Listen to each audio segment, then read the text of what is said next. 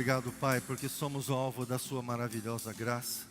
Obrigado, Senhor, porque sabemos que o Senhor está conosco em todo tempo, em todo lugar.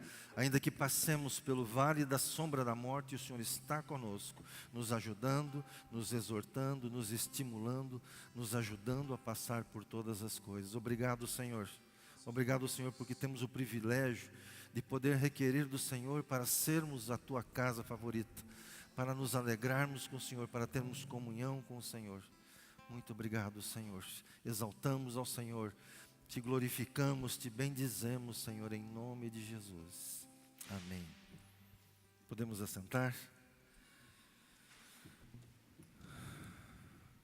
Aleluia.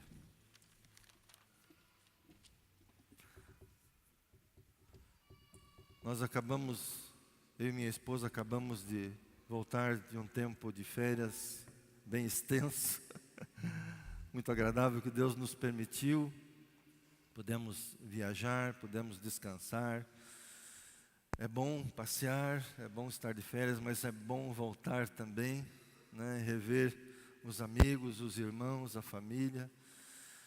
Então fomos agraciados por Deus com esse tempo aí. Sei que muitos aqui também saíram de férias, outros ainda vão sair de férias. Que privilégio, né? Deus nos conceder dias assim tão especiais, gostosos, né? Então, depois ainda, mais para o final, eu quero compartilhar com vocês também algumas coisas que Deus nos falou e fez nesse tempo lá. Mas eu tenho uma palavra para você, igreja, nessa manhã, que eu creio que vai edificar a sua vida, pois mesmo que eu quisesse trazer algo dirigido para você, eu não seria capaz, mas eu tenho certeza que o Espírito Santo é que nos ministra, o Espírito Santo que nos dá a palavra, nos revela a palavra, e Ele faz isso porque Ele quer falar conosco, não por causa da pessoa que está pregando, mas porque Ele quer trazer algo para a igreja. Amém? Você concorda com isso? Então nós temos uma palavra aqui dirigida por Deus, mais uma vez, nesse domingo, né? Eu quero fazer uma leitura do livro de Jó, no capítulo 1. Nós vamos estender um pouquinho essa leitura, mas eu creio que isso é importante para conhecermos bem e embasarmos bem o contexto e essa história particularmente. Então, Jó capítulo 1, verso 1. Diz assim a palavra de Deus: Havia um homem na terra de Uz, cujo nome era Jó. E este era um homem sincero, reto e temente a Deus, e desviava-se do mal. Deixa eu fazer algo aqui. Alguém com a voz de trombeta? Túlio, é você, Túlio, me ajuda aqui. Túlio, diga assim, por favor, com voz de trombeta aí. Escute aqui, igreja. Vai lá, Túlio. Isso, obrigado. Este homem era sincero. Diga lá, Túlio.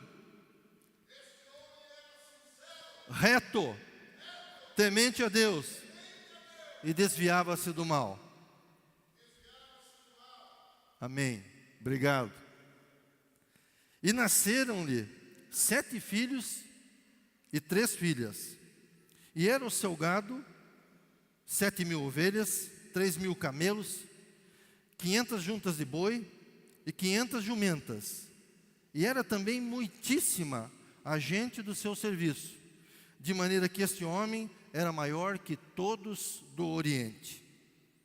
E iam seus filhos fazer banquetes em casa de cada um no seu dia, e enviavam e convidavam as suas 3 irmãs a comerem, beberem com eles.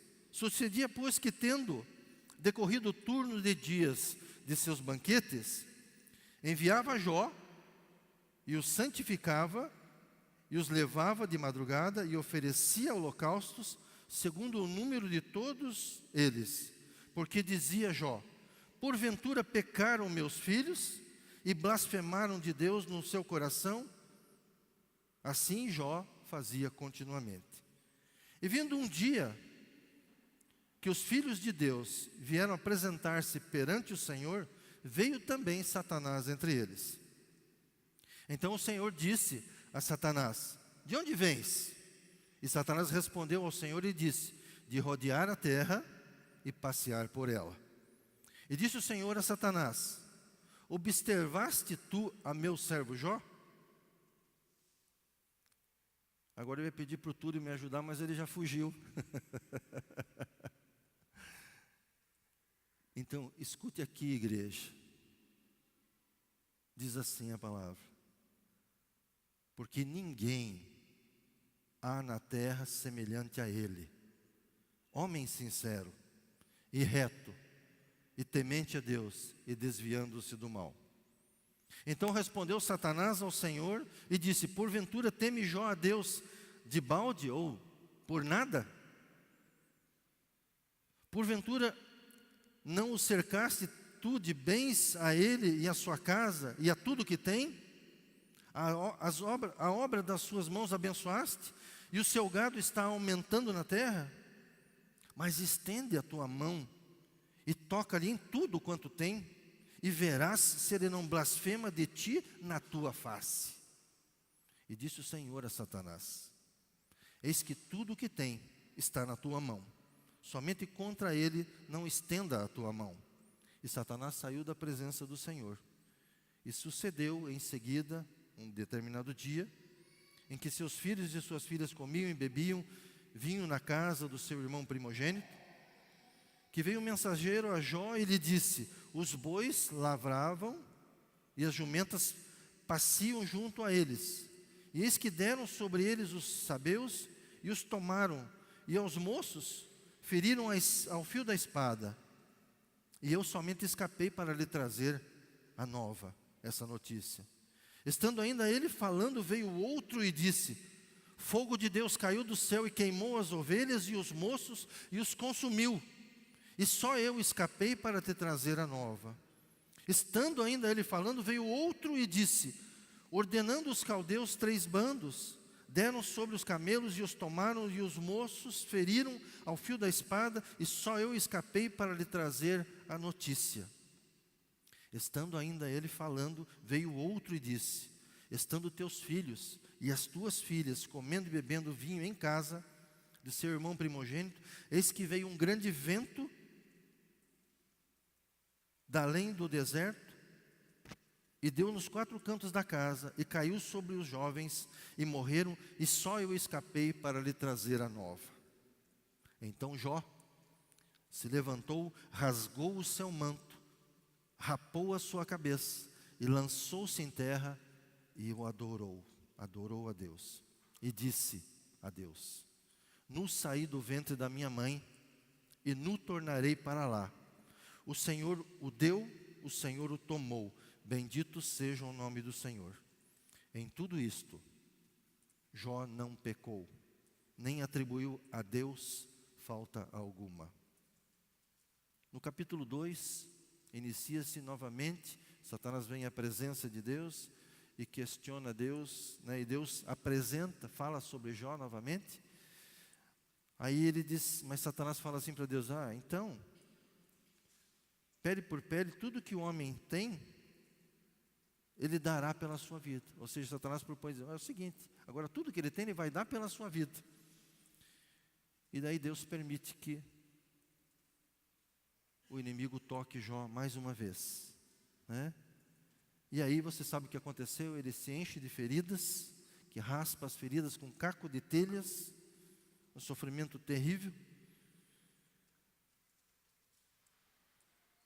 E aqui Jó, tomando um pedaço de telha para raspar com ela, com esse pedaço as feridas, ausentou-se no meio da cinza. Vem a mulher de Jó e diz para Jó: ainda retens a tua sinceridade? Amaldiçoa o teu Deus e morre. Mas Jó lhe disse: como fala qualquer doida, assim falas tu. Recebemos o bem de Deus e não receberíamos o mal? Em tudo isso, não pecou Jó com os seus lábios. Eu sei que você conhece essa história. Eu sei que você já ouviu muitas vezes falar a respeito disso, mas eu quero focar alguns pontos aqui que me chamam a atenção nessa história, ou parte dessa história. E agora ainda eu quero ler o último capítulo, 42, que fala do último estágio de Jó. Se puder projetar lá o 42, por favor. Depois de tudo que Jó tinha passado. Você não quer que eu leia tudo, né? Entre o 1 e o 42. Não, né? Deixa eu contar uma história para vocês aqui, fazendo um parênteses. Eu já fui vendedor de livro por um pequeno tempo, né? E você sabe que vender livro não é fácil, né? Então eu tinha uma estratégia. Sabe aquelas bíblias grandes? Aquela grandona assim? Eu chegava assim com uma bíblia dessa e falava assim para a pessoa: se quer que eu leia tudo ou vai comprar? Brincadeira, é uma brincadeira, né? Não era assim, mas eu fui vendedor de livro mesmo, já fui por um pequeno tempo, Deus permitiu que eu caminhasse assim. Mas então eu não vou ler entre o 1 e o 42, né? Que eu não estou vendendo livro, Bíblia hoje aqui também. Mas o 42, que finaliza o livro de Jó, diz assim: então respondeu Jó ao Senhor e disse: bem sei que tudo podes, e que nenhum dos teus pensamentos pode ser impedido. Quem é aquele, dizes tu, que sem conhecimento encobre o conselho? Por isso falei do que não entendia, coisas que para mim eram maravilhosíssimas e que eu não compreendia. Escuta-me, pois eu falarei, e eu te perguntarei, e tu ensina-me. Com o ouvir dos meus ouvidos ouvi, mas agora te veem os meus olhos. E ainda discorrem mais algumas coisas, depois nós falamos um pouquinho a esse respeito. Mas o que eu quero enfatizar nessa história, nesse contexto aqui da vida de Jó? Primeiro, quem era Jó? Está descrito no capítulo 1. O Túlio falou para nós. Olhe para o seu irmão e fale assim: olha o que a Bíblia fala de Jó. Isso. Diz assim: ele era um homem sincero. Pode falar para o seu irmão. Reto, temente a Deus, e se desviava do mal. Isso é o que a Bíblia fala quem era Jó. Essas são as qualidades de Jó. Esse era o caráter de Jó. A Bíblia menciona isso.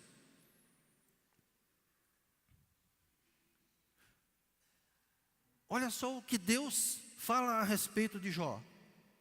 No verso 8 lá. Fala para o seu irmão, olha o que Deus fala de Jó agora. Não há ninguém na terra. Fala para o seu irmão. Não há ninguém na terra semelhante a ele. Homem sincero, reto, temente a Deus e desviava-se do mal. Uau! Deus fala isso a respeito de Jó. Quem era Jó? Além do que a Bíblia menciona, que nós falamos, e além do que Deus mencionou. Jó era um empresário, está descrito ali. Era um empresário, né? Um empresário da época. Olha lá. Ele tinha gado, o seu gado era de 7.000 ovelhas, 3.000 camelos, 500 juntas de boi, 500 jumentas, e era também muitíssima gente ao seu serviço. Um empresário, empregava pessoas, tinha gente para trabalhar para ele. De maneira que esse homem era o maior de todos no horizonte, do Oriente, perdão. Um grande empresário, um homem de negócios, um trabalhador próspero.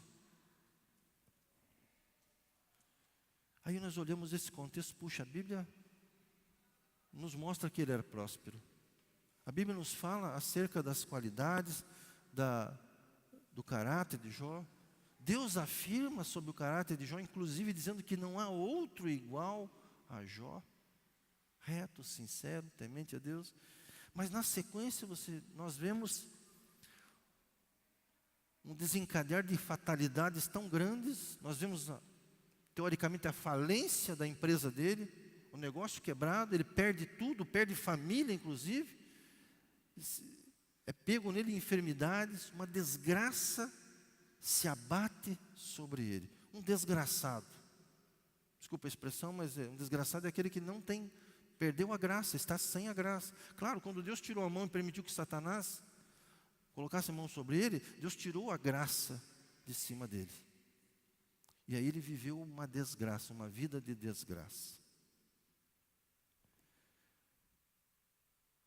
Eu acho que o que questiona cada um de nós, sempre quando lemos esse livro, é assim, uau, mas por que isso aconteceu com Jó? Ele era reto, era íntegro, temente a Deus, se desviava do mal. Deus fala a respeito dele. Oh, como que um homem desse pode passar por tudo isso? É injusto, não é injusto? Teoricamente é injusto, se avalia injusto. Mas passou por todas essas coisas. E aí nós ficamos nos perguntando, por quê? Por quê? É óbvio que nós não vamos nos comparar com Jó, nem eu, nem você. Mas eu sei que esse contexto assim, e todo o contexto da Bíblia, sempre reflete a nossa vida. Em parte, em todo, de uma forma ou de outra. Eu sei que de repente você se assemelha com uma situação ou outra, como essa, talvez na vida de Jó. E muitas vezes se pergunta, mas por que isso? Por que isso me sobreveio? Por que está me acontecendo? E toda a Bíblia descreve depois tudo que Jó vive, tudo que ele passa, os questionamentos dele, a respeito dele, até os questionamentos a respeito de Deus. A história decorre nos informando passo a passo do que aconteceu, até o final. Porque tudo para Deus tem um propósito. E nós precisamos entender os propósitos de Deus para a nossa vida. E qual é o tempo? A Bíblia também diz que há tempo para todo propósito debaixo do céu. E há um tempo para um propósito, há um outro tempo para outro propósito, há um outro tempo para um outro propósito. Não foi diferente para Jó. Havia um propósito da parte de Deus com relação a tudo isso. E para nosso exemplo, porque está escrito na palavra de Deus. Quero tentar responder, não quero fechar esse assunto, mas quero tentar responder em parte aquilo que eu entendo que foi o propósito nessa oportunidade, ou melhor, um dos propósitos. Como disse, não estou fechando o assunto, não estou concluindo, né? Você pode até discordar de mim também, me ajude daí, me diga, olha, eu não entendo, entendo assim por causa disso, por favor, eu vou aceitar. Mas a Bíblia nos fala em Apocalipse 1:6, por favor. Vamos projetar ali. 5, por favor.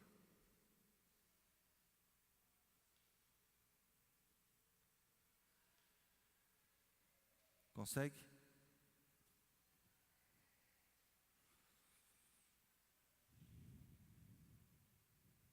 Obrigado. Ele está falando de Jesus Cristo, né, que é a testemunha fiel, o primogênito dentre os mortos e soberano dos reis da terra. Ele nos ama e nos libertou dos nossos pecados e por meio do seu sangue, 6, nos constituiu reino e sacerdotes para servir a Deus e Pai. Ele, Jesus, nos constituiu reino e sacerdotes. Sabe o que acontece conosco? A Bíblia também diz que nós pecamos ou erramos porque não conhecemos a Escritura e nem o poder de Deus. Concorda comigo? Está escrito assim lá? Pecamos ou erramos porque não conhecemos as Escrituras nem o poder de Deus. Às vezes não paramos para nos atentar aos detalhes. Esse texto menciona que Jesus nos constituiu, nos estabeleceu, nos fez, outra versão diz, como reis e sacerdotes, não é? Todos sabemos isso, não é verdade? Concorda comigo? Levante sua mão. Diga, eu concordo. Só que tem algo depois. Ele nos constituiu reis e sacerdotes para servir a Deus. O propósito de sermos reis e sacerdotes é para servirmos a Deus. Ok? Vocês estão comigo até aqui? Amém. Para servir a Deus. Esse é o propósito. Para Deus. Para servir a Deus. Uma pergunta. Jó era rei?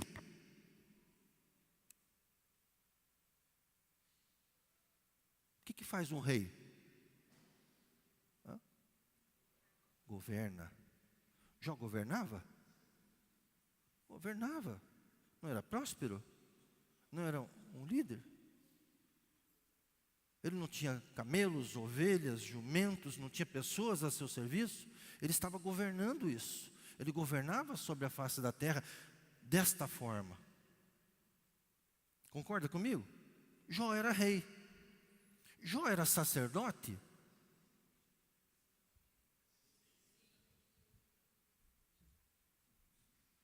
Não. Não era. Como assim, Marco? O que você está falando? Não era. Ah, mas ele era fiel, ele era, como disse, temente a Deus, se desviava do mal. Como que ele não era sacerdote? Não. Você já não ouviu por aí? Você já não falou também? Nossa, eu sou tão justo, tão reto, né? Eu faço tudo certinho, eu pago imposto, eu não peco e tal. Muitas pessoas que até não estão no Evangelho, não estão convertidas, falam isso. Eu levo a minha vida certa, então Deus está vendo isso. Claro que Deus está vendo. Mas sabe o que é isso? Isso é religiosidade. Então eu ouso dizer para você que Jó não era sacerdote. Jó era um religioso. Estou chocando você, né?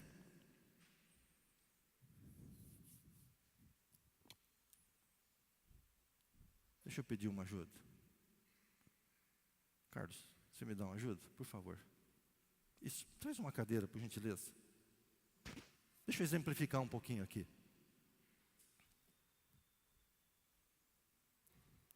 Não se preocupe, tá? Vai dar tudo certo. Por favor. Aqui, Carlos. Senta aqui, por gentileza. Aqui está Carlos, aqui está Deus, assentado no seu trono. E aqui está Jó. Jó era reto, temente a Deus, né? O que ele fazia lá quando ele achava que porventura os seus filhos pudessem pecar? Ele fazia sacrifícios para Deus, né? Holocaustos. Ele estava aqui, ó. Deus estava ali, ele sabia, ele conhecia Deus. Essa era a posição de Jó. Jó capítulo 1, Jó estava aqui. Temia Deus, se desviava do mal, sacrificava pelos seus filhos.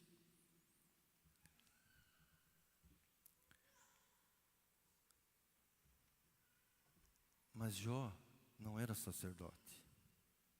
O sacerdote ora pela sua família, proclama o evangelho para a sua família, se torna um exemplo em casa para a sua família. Jó, em vez de ministrar aos seus filhos, fazia holocausto se porventura eles pecassem. Mais um pouquinho, Carlos. Jó 42.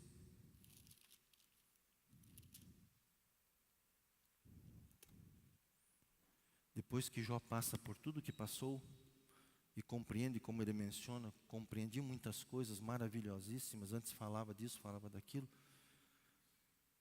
Hoje não, ele menciona assim: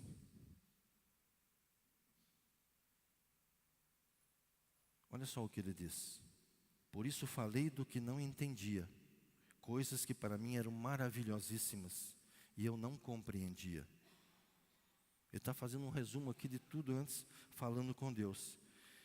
Ele diz assim: escuta-me, pois eu falarei e te perguntarei, e tu ensina-me. Deixa eu pegar aqui a palavra.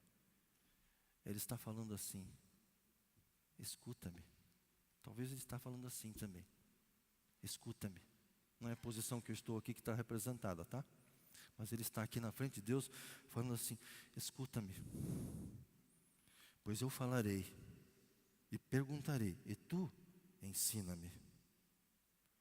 Com o ouvido dos meus ouvidos ouvi, mas agora te veem os meus olhos, face a face. Agora Agora ele está aqui face a face com Deus. Em todo esse processo houve uma grande diferença, uma grande mudança. Ele deixou de ser um religioso, passou a ser um sacerdote. Aquele que está na presença de Deus, que fala com Deus, que tem comunhão com Deus, que está face a face com Deus, que pergunta para Deus e Deus ensina a ele. Amém? Entendemos aqui? Obrigado. Obrigado. Obrigado, Carlos.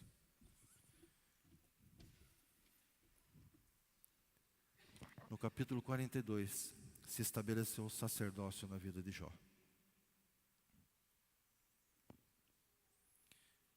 Olha o que acontece depois. Vou para o final aqui.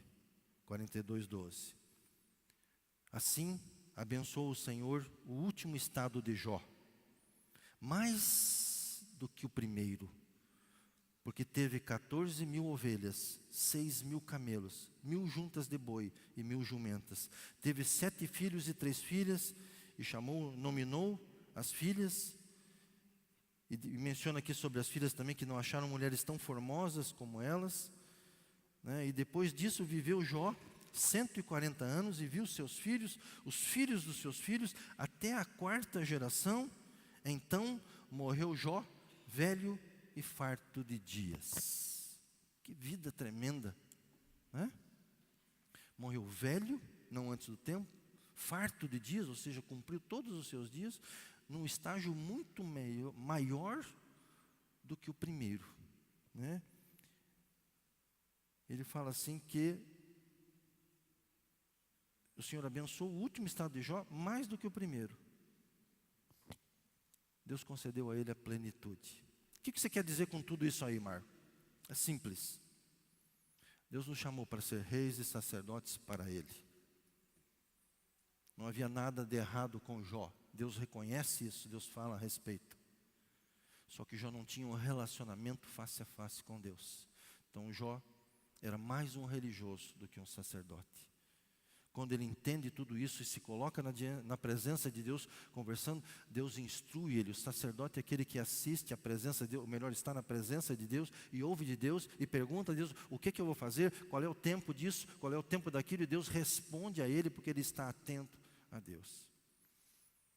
A palavra de Deus contém inúmeras, centenas e centenas de promessas de Deus a meu respeito e a seu respeito. Concorda comigo? Mas se eu não conheço a palavra, eu não conheço as promessas. Se eu não tenho comunhão com Deus, eu não sei o que Ele quer fazer através da minha vida e o que Ele quer me conceder também. Sabe, irmãos, deixa eu dar um desabafo aqui.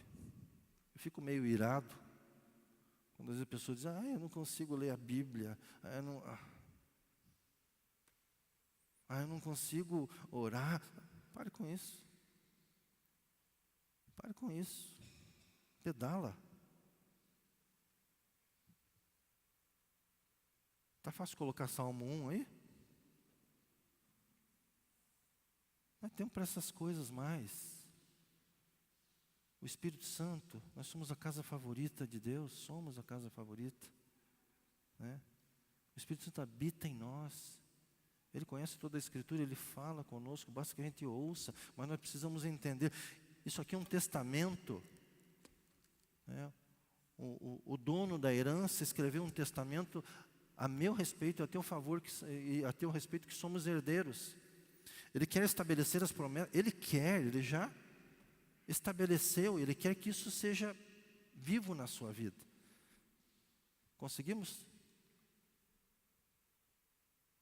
Como é feliz. Outra versão diz assim, bem-aventurado, cheio de ventura, é aquele que não segue o conselho dos ímpios, não imita a conduta dos pecadores, nem se assenta à roda dos escarnecedores. Ao contrário, a sua satisfação está na lei do Senhor, e nessa lei medita de dia e de noite. É como uma árvore, ou será, a outra versão diz, como uma árvore plantada à beira das águas correntes, dá o fruto no tempo certo, suas folhas não murcham, tudo o que ele faz, prospera. ele tem prazer na lei do Senhor e nela medita de dia e de noite. Ele está na presença de Deus, ele tem alegria em buscar a Deus. Antes de sermos reis, Jó era rei e prosperou como rei nos seus braços, na força do seu braço, ele conquistou, ele tinha competência. Nós temos competência e isso é bom, claro, Deus nos deu dons, competência é uma delas também. Mas no segundo estágio de Jó, ele menciona que agora eu falo com você, eu pergunto e você me responde. Esse é o papel do sacerdote. Chegar à presença de Deus. E aí, Deus, o que o Senhor quer fazer? Ou, a meu respeito, o que o Senhor me diz? E Deus responde. E de repente diz assim, eu quero que você governe. Eu te fiz rei e sacerdote. Então tá, já que você busca a mim como um sacerdote, eu vou dar a dica para você. Faça isso, isso, isso. Vou abrir aquela porta, vou dar esse negócio para você, vou abrir aquele emprego, vou abrir oportunidades para você falar de mim, da palavra, vou conceder dom de cura, esse é o tempo para a sua vida, esse é o tempo para tal coisa. Comunhão com Deus, sacerdote. Eu posso governar por causa das minhas habilidades, mas quando eu governo com a direção de Deus, como sacerdote, antes, primeiro sacerdote, depois rei, pastor Gabriel pregou a esse respeito, aqui, esses dias. Então, minha primeira posição é de sacerdote, depois o governo. Sabe, eu tenho ouvido algumas pessoas dizendo assim, tem que governar, claro que tem que governar, mas tem que governar para Deus, não para você, não para o seu interesse. Mas quando você governa para Deus, Ele vai te abençoar. Olha o estado de Jó. O segundo, isso é muito maior do que Jó alcançou antes. Amém?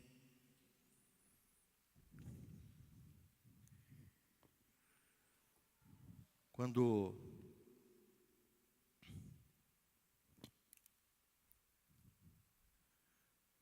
a Bíblia fala de muitas coisas sobre sacerdócio, eu entendo que já é o tempo, ou melhor, já estamos atrasados nesse tempo. Deus quer estabelecer coisas sobre a terra, estabelecer o seu reino, e nós somos os porta-vozes do reino de Deus, nós somos os embaixadores de Deus aqui na terra.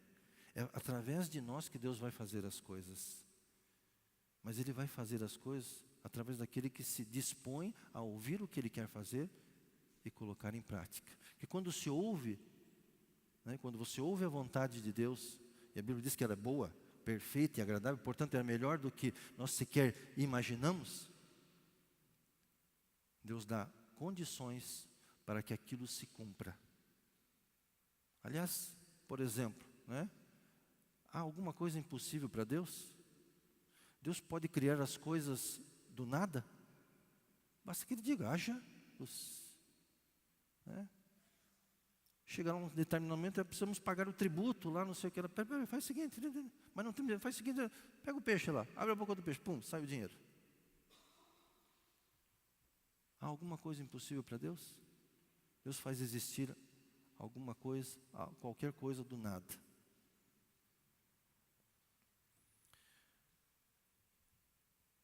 Deus quer manifestar-se sobre a terra. Ele está desejoso que você tenha comunhão com Ele. Todo o propósito na vida de Jó. Deus o levou a isso somente para que ele tivesse comunhão com Deus, e entendesse e pudesse ser abençoado tremendamente. Esse foi um dos propósitos que eu entendo. Mudou o estágio de Jó para um sacerdote. Amém? Existem inúmeras promessas aqui na Bíblia. Agora veja uma coisa interessante. Esses dias eu ouvi um amigo dizendo alguma coisa. Promessa não paga conta. Não é verdade? Promessa não paga conta. Você acha que Deus promete algo e não vai cumprir? Ele vai cumprir tudo o que Ele fez. A Bíblia menciona também que, mais ou menos assim, que muito pode em seus efeitos a oração do justo. Não é isso que está dito lá? Quem é o justo aqui? Opa, tem 10, 12, 14, 20, 25, 30, 40. Aleluia. Muito pode a sua oração em seus efeitos. Isso significa que quando você ora, tem que acontecer. Não tem como não acontecer. É isso que a palavra diz. Somos reis e sacerdotes para Ele. É isso que vai acontecer. Quando formos reis e sacerdotes para Ele, as coisas vão acontecer. Quando orarmos, as promessas têm que acontecer. Não é porque eu quero. Deus prometeu, é assim. Deixa eu compartilhar com vocês a minha experiência com Deus, ou a minha conversa com Deus. Às vezes eu chego para Deus, não dá. Os irmãos que andam mais junto comigo sabem disso. Deus, está difícil o negócio. A tua palavra, a tua promessa diz tanta coisa a meu respeito, mas eu não estou vendo nada acontecer. Como que é isso, Deus? Sabe, isso não é duvidar de Deus. Isso também não é colocar Deus na parede. E eu, particularmente, acho que Deus se agrada quando se chega a Deus. A tua palavra diz isso. E eu acredito na tua palavra. Eu sei que ela não vai passar. Eu sei que o Senhor prometeu, vai cumprir. Então, por que isso não está acontecendo na minha vida? Eu quero dizer, irmãos, que eu sei que você tem fé naquilo que Deus prometeu. Tem fé em Deus. Tem esperança que vai se realizar na sua vida, todas as promessas do Senhor.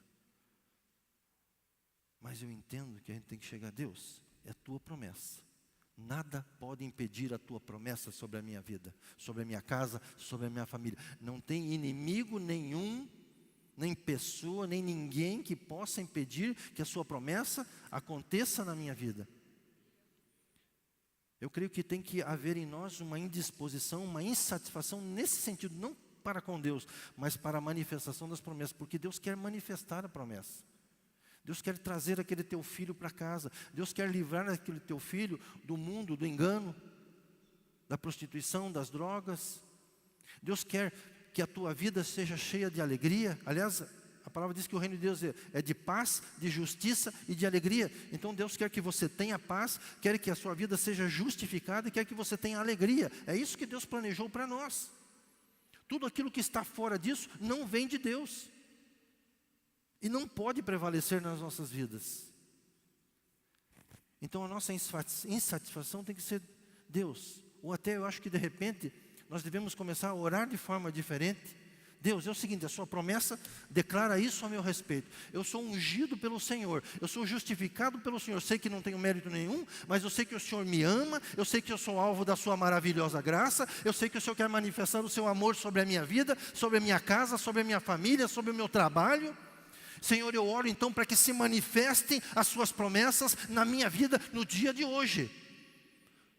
Sabe, uma vez Jesus orou, quando ele estava na terra ainda, ele orou por cada um de nós. Ele fala lá, se não me engano, no livro de João, acho que é isso, ele fala assim: Pai, eu oro a Ti, para que eles, eu, Marco, Rui, Gabriel, Klaus, Carlos, Fontoura, Pai, eu oro para que eles sejam um comigo, assim como eu sou um com o Senhor. Daí ele diz, para que o mundo creia que o Senhor me enviou. Sabe o que acontece quando as promessas de Deus são manifestadas nas suas vidas? As pessoas olham assim, meu Deus, só pode ser de Deus, é impossível que ele alcançou aquilo, é impossível que aconteceu isso na vida dele, é impossível que aconteceu na família dele, dos filhos dele, só pode ser Deus, eu quero esse Deus, eu quero isso para a minha vida. É isso que Jesus orou a seu respeito, a meu respeito. As promessas do Senhor precisam ser manifestas na tua vida. Elas são uma verdade e Deus quer fazê-la. Você deve orar, Deus, materializa isso, para que o mundo creia que o Senhor me enviou, e o Senhor é Deus, e é capaz de fazer o impossível. Aleluia, aplauda o Senhor, aplauda Ele. Ele é o dono da promessa, é Ele que faz as coisas. É Ele que levanta reis e destrona reis. É Ele que enriquece, é Ele que tira e dá. É Ele que faz todas as coisas. Não é pela tua declaração, pelo teu mérito, é pela graça dEle.